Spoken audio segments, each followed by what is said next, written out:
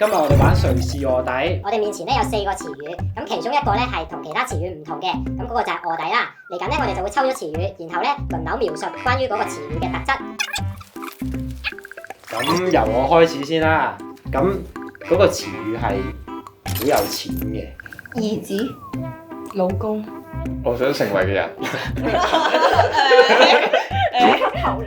老公呢個係好，多數個形象上會有好多跑車嘅。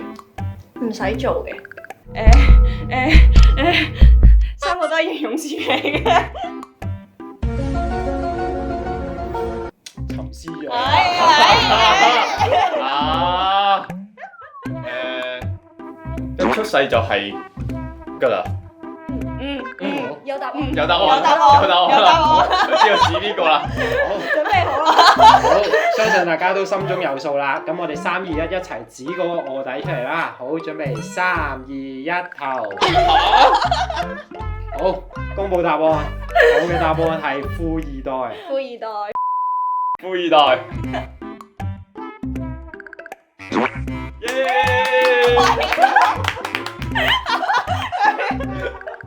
唔係要咁嘅咩？點解冇人做嘅？